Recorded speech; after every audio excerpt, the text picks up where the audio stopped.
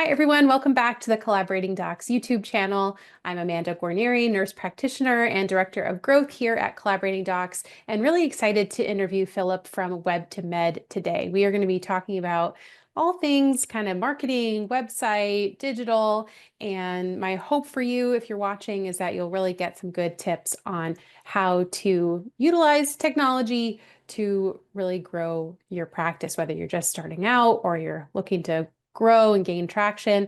So Philip, thank you so much for joining us. Please take a moment to introduce yourself. Tell us a little bit about kind of what you do and your company, and then we'll dive into some questions. Well, thank you for having me. My name is Philip Umkowski. I'm the founder and president of WebtoMed. And WebtoMed is a digital marketing agency for healthcare providers like NPs and PAs. I started that in 2001. That was right after the dot-com boom. Good or bad time to start a business, I guess. It depends, right? But it was interesting times back then when I started WebtoMed.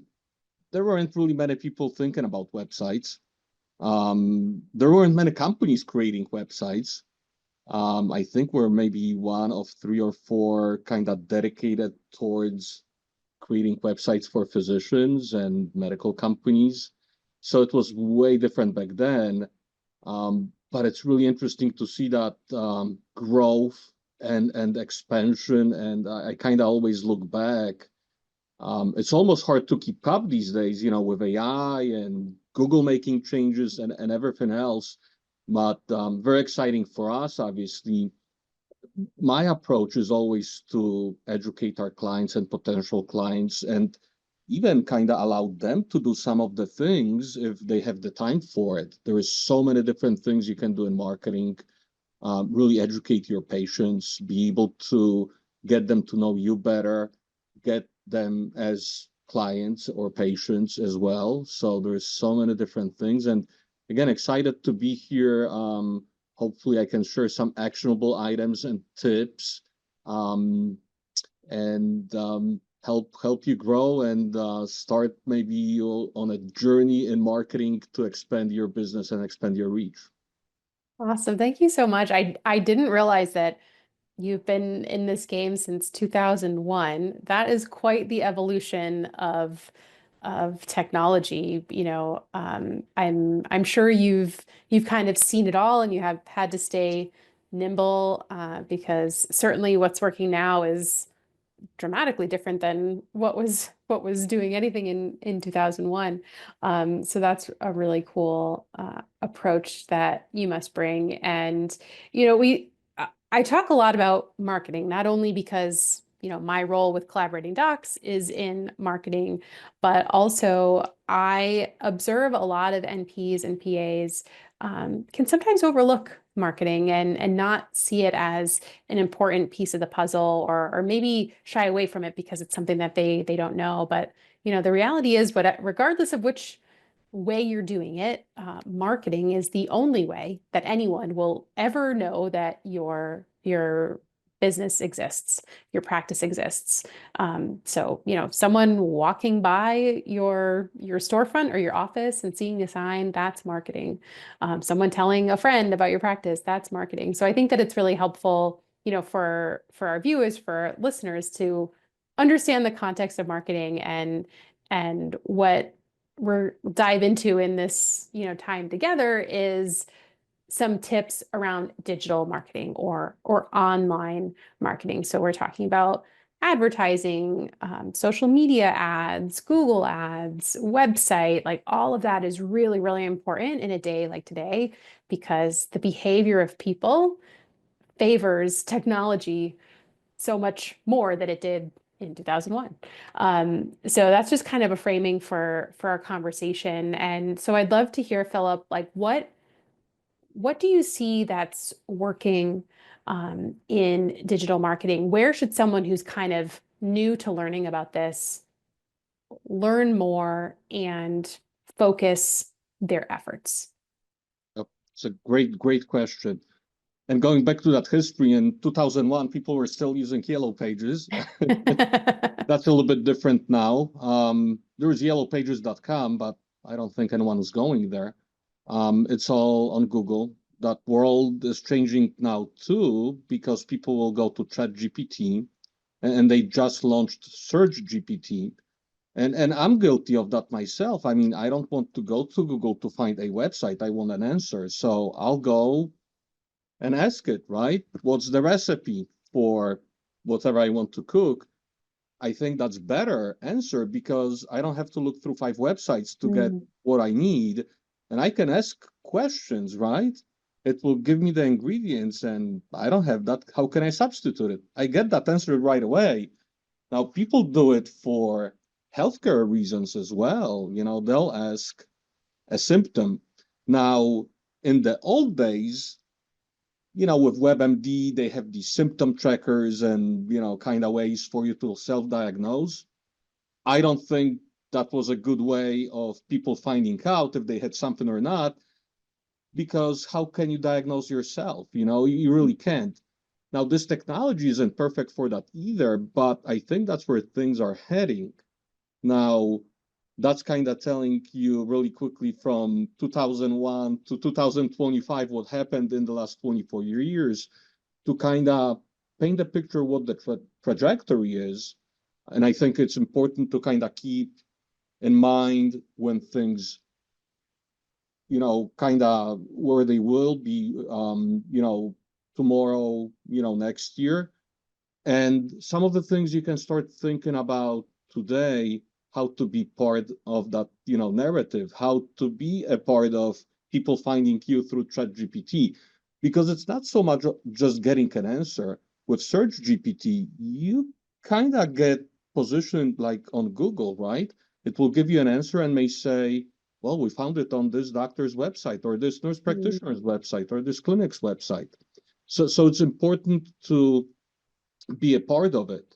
Now, I think still the foundation for years to come is going to be your website. And I know websites can be overwhelming. We work with a lot of clinics where they build the website on their own. It wasn't the best looking website. It wasn't the best functional website, but it was done, right? It wasn't perfect, but it was there. And I think for a lot of practitioners, when they're starting, there's so many different expenses. If you want to take on a journey of investing into marketing, a website would be like the number one thing because everything else revolves around it. If they cannot, you know, find you online, and finding online is pretty much going to your website somehow, then I don't think all the other strategies make sense. Now, we do see practitioners that go and have social media presence, and they may do other things, but I would say they're probably a little bit more time consuming and complicated unless you're like a social media celebrity, and you're kind of already doing it. A website would be the natural starting point to make sure you're out there. And again, website could be something big, robust, and great looking, or it could be something simple, but you know, just having it, it checks off that box. Um, from kind of the next step on a website is the optimization. Well, when we work on redoing that website, because for a lot of practitioners will go take what they have and make it much better and robust. Well, for us, it's much better to work with something existing that's there because it already will have some recognition within Google. So not having a website, you're nowhere on Google. Having a website, even a bad one, maybe or not ideal one, is better than none at all. So it's really good when you kind of grow. Having something that can be improved upon is great. Now, within that, I think what's most important are not necessarily the looks. I mean, the website has to load quickly, and there are a few things kind of technical about it. But like the number one component that I think people overlook is content. Um, Google still looks at information and being authoritative, and having good content and talk about what you do. I think that's like the number one overlooked thing. We see websites all the time where there's basically just the homepage and a picture and like maybe a paragraph. Google's never going to rank that website, right? It just doesn't talk about what you do. If it's an aesthetics practice, you could start with maybe at least a bulleted list of what you do. Ideally, you should have a web page for each and every one of those topics, right? If you're a direct primary care type of a practice, having a list of maybe symptoms and conditions, and maybe offer some advanced testing. Talk about that, right? Because if you don't, people will not find you on Google, but also that word of mouth doesn't really work well. I'm sure friends and family are kind of that for new practices initial outreach, if you will, or initial type of patients you can see quite easily. But a lot of times, friends will go to a website and say, well, what do they do? And they don't see much. They may say, well, what do I need them for?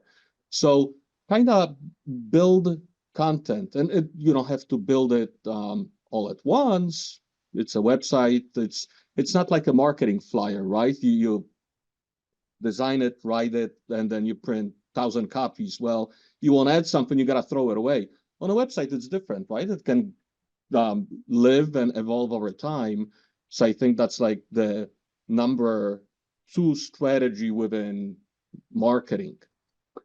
There are a few other ones, and there is some what I would call low-hanging fruit.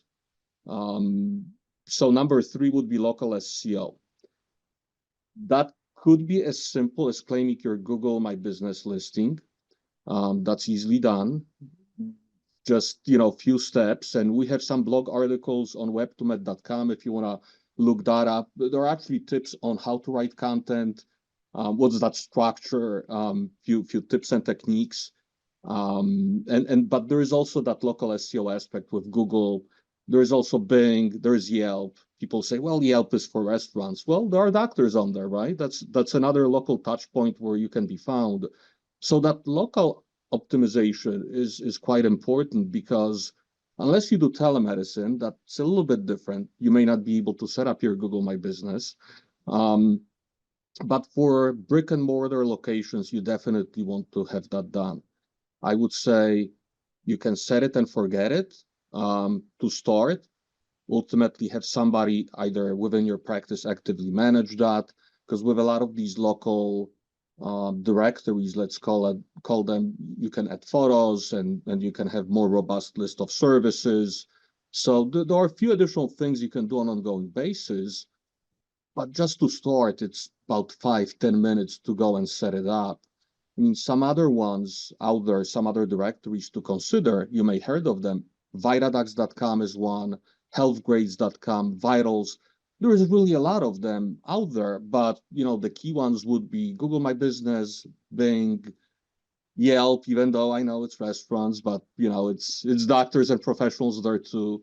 I would look at vitadax.com, Healthgrades, and Vitals. That's like a core.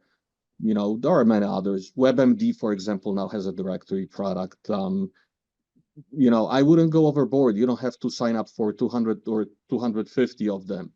When we set it up for clients, we basically look at the top 50, and that gets you really quite a bit. One thing to make sure, and we see that from time to time, people forget to put their web address. It's web for a reason, that name, you want to make sure it's all interlinked. So links going back from your Google profile to your website. And it creates connection not just for patients to be able to find your website, but also for Google to know that, hey, this is that person, this is this business. And one more thing to add in there that's really important is what's called NAB. That's the name, address, and a phone number. Whatever you put on your website, whatever you put on your Bing or Google or Yelp, make sure those three things match exactly, because that creates that kind of level meta connection between the different resources, and it's important for the local search.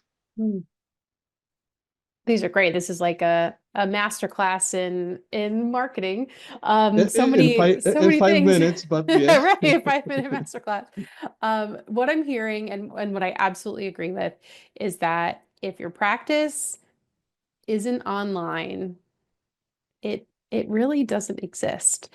And I challenge everyone to think about their own habits in terms of how you would look for a new primary care provider or how you would look for an aesthetics practice. Like pretend you're new to the area or pretend you just need a new provider. Yep. Like, how are you doing that research?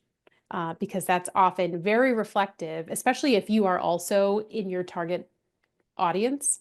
That's very reflective of how your future patients will be doing their research. So if I'm looking for a place, I'm going to Google Maps, and I'm searching for aesthetics or Botox or whatever I'm looking for, primary care. Um, I'll go to Google, sure. But yeah, Google Maps is where I'm going. I might go, look for word of mouth recommendations. But let's say I'm trying to vet something. I'm gonna see, do they have a website? Do they have a Google business profile? And does Yep. that Google business profile have reviews? Because I'm also I'm a social proof shopper, right? If I'm buying something on Amazon, I'm going to go with something that has the highest number of reviews, like the most amount of reviews and the highest rating. That's just typical of a buyer persona, right?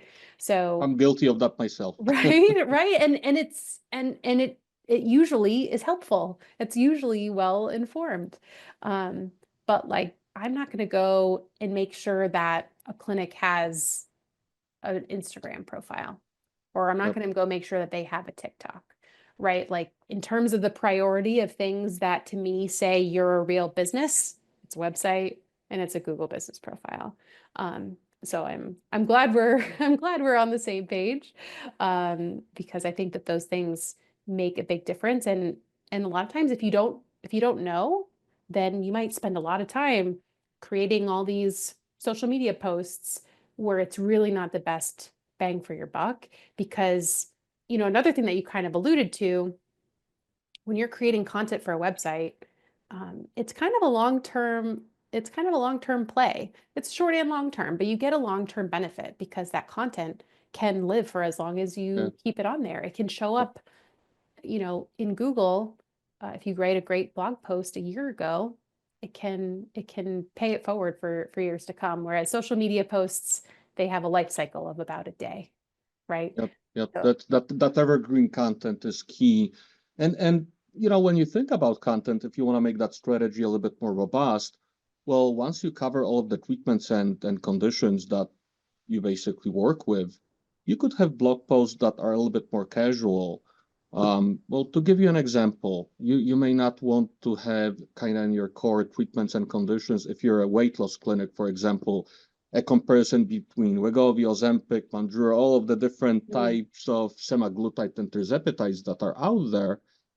But that makes for a pretty decent blog post to educate people, and you can get a little bit visibility from Google for something like that as well.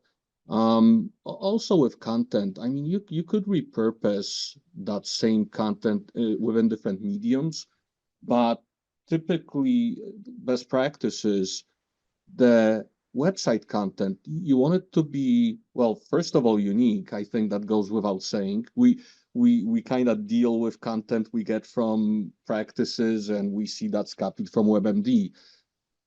It's not the best because Google is kind of being challenged with who's the author of this, who we mm, put number one.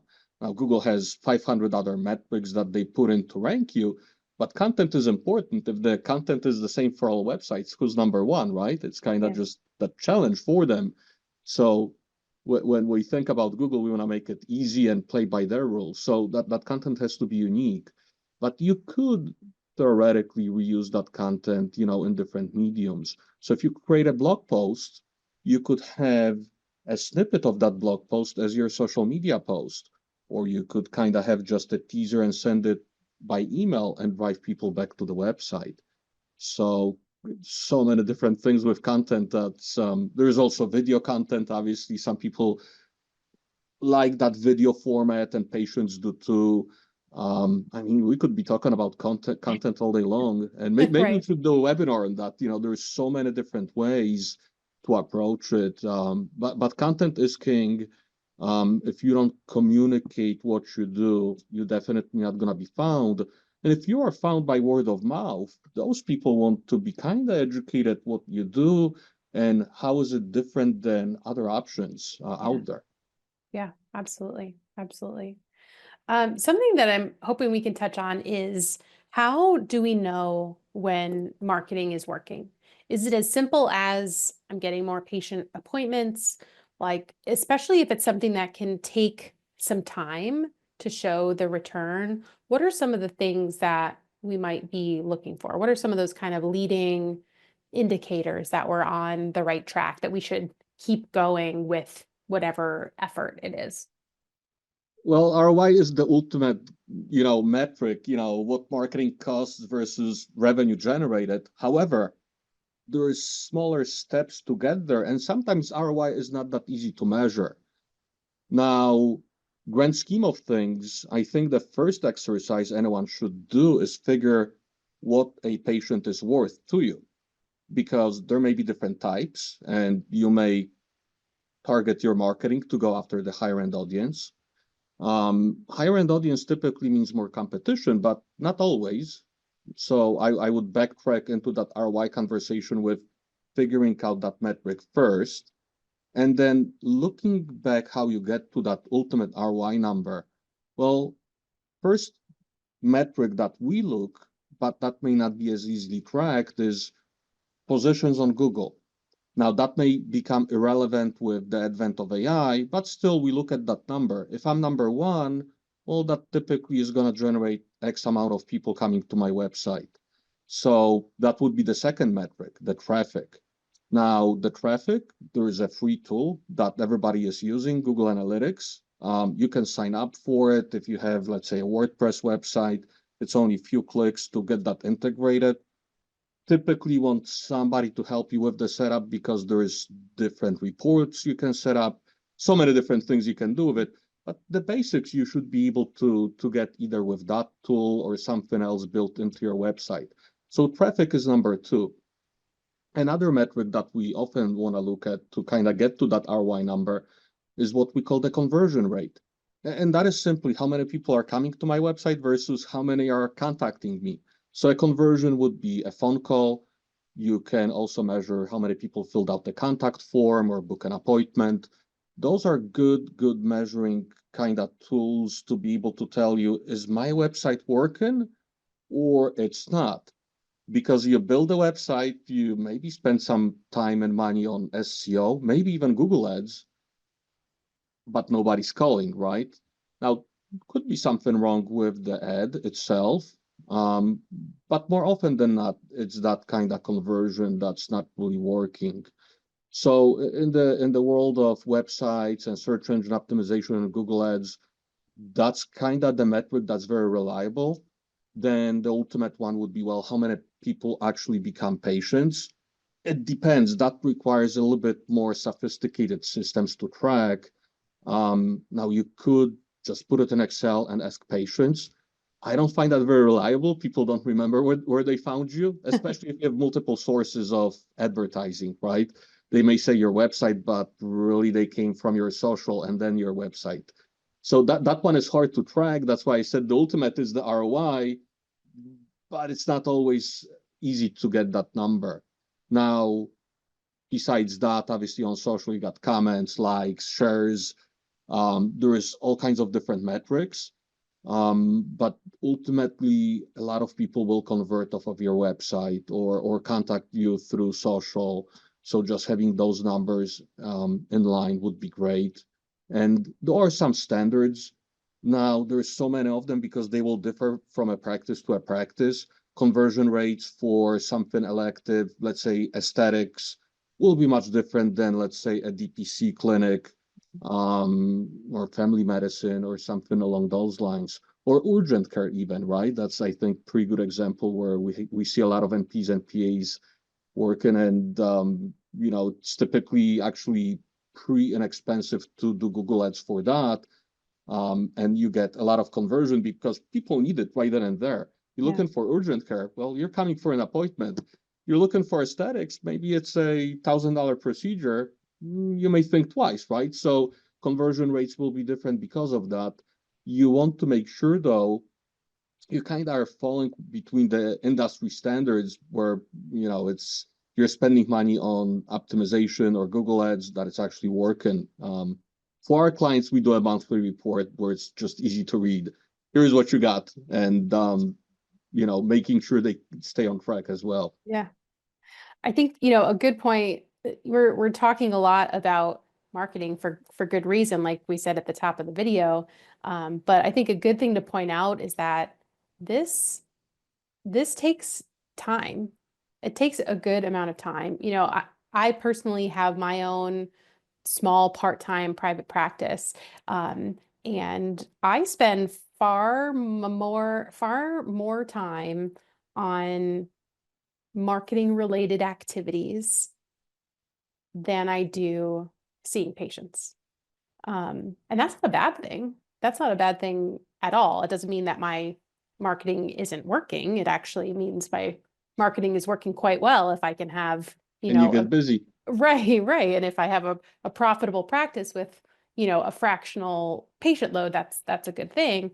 But the point to make here is that, we're not just going to open up our practice doors, um, and sit there and have people start knocking or have the phone start ringing, right? There's some sort of effort that needs to be spent. And talk to me a little bit about, like, how do I know if I should do this myself or should I outsource it, right? Is it something that you can make that decision at any point, depending on how much money or time you have? Is there kind of like a stage where you definitely should be outsourcing your marketing at a certain point? Like, I'm just thinking of the person watching this who is maybe getting started or already has an established practice but isn't meeting their goals. Like, how do they know when to bring in an expert to help them along?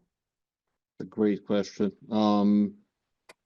Look, it's about time and money at the end of the day. There is no specific equation, right? So there's maybe no one size fits all. But at the end of the day, the time you can spend to learn marketing, you could spend that time on treating patients.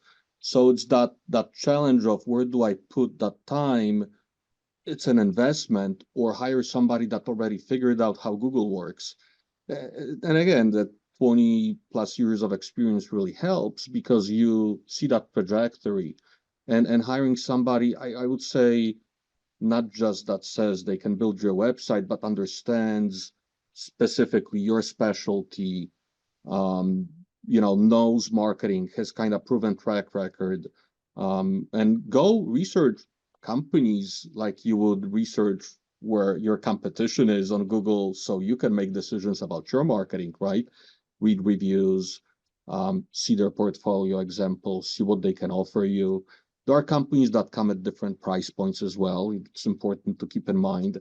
But I would say, unless you're passionate about marketing, you probably shouldn't be doing it yourself, because I myself been in this business for 25 years or more now, and I cannot really keep up, right? We have a team where they gonna specialize in certain aspects because truly I can't keep up, and I'll ask questions when clients ask me questions, and I try to be up to date, but there's so many different things going on that you cannot become an expert in all of it. Even myself, where basically that's all I do. So having that professional help is, I think, needed for anyone and everyone. And sometimes you can just hire somebody to handle your, local directory listings to make sure they're claimed, optimized, starting small, or handling that low-hanging fruit, small thing yourself, but have them do bigger things like Google Ads, which they sound simple, but they're actually quite complicated to make sure you get the most out of it and your ads are running correctly and you're getting conversions and somebody overlooking that. So there is a range, but I would say hiring somebody is a smart move. That way you can focus on patients, building your business, Having the time to enjoy after work as well. I don't think you want to come back home after, long day's work and now trying to open a book, book in the old days, go on a blog and read about what's latest and greatest in SEO. Have somebody else do it for you so they can basically optimize you, build you a great website. Yeah. Well, you have me convinced. I mean, just after this conversation, I'm like, I know that I do marketing and I like marketing, but why I don't need to do this myself anymore. So you'll probably see me on your calendar here pretty soon. Great, looking forward to it. Yeah. As we wrap up, I'd love for you to kind of give us a little bit of an overview of WebtoMed. Where can we find you? How can we work with you? We'll share everything beneath the video as well, but kind of give us your blurb and your pitch as we wrap up. Definitely. Well, webtomed.com, that's webtomed.com, or 866-999-8550. We're located just outside of Chicago, so Central Time Zone, but typical business hours, no matter which time zone you're in, you can reach us. I'll include my Calendly link, maybe if somebody wants Sure. to book an appointment. I work with clients all the time directly, and that way I can give one-on-one consults and figure out what's truly needed. Our specialty lies in digital marketing. So that is websites, search engine optimization, Google Ads, email marketing, social media ads. There is a whole world of stuff, that we do, including content. And we can kind of guide you through if there are anything or different things that you want to do on your own. We can kind of divide and conquer, or we can do it all for you. So just depending what your needs are and kind of where are you in your journey. We work with startup practices and we work with practices that have been out there 20 years. And we do have some clients that have been 20 years with us. We've seen their growth. So we can help you grow. We can get you more patients. We can, get what the different goals for yourself are. If you want to become social media celebrity, we have a lot of knowledge about that. So there are kind of these fringe things just because we've been around for so long that we know and we can help you with. Awesome. Well, thank you so much, Philip. This has been a really, really valuable topic. I hope if you're watching or listening, you really took some good notes. Go back and watch it again, and then click the links beneath this video to learn more and to visit WebtoMed. Thank you, Philip. It's been a pleasure. Likewise, thank you so much. Thank you for having me, and good luck to everyone listening and watching. Thank you.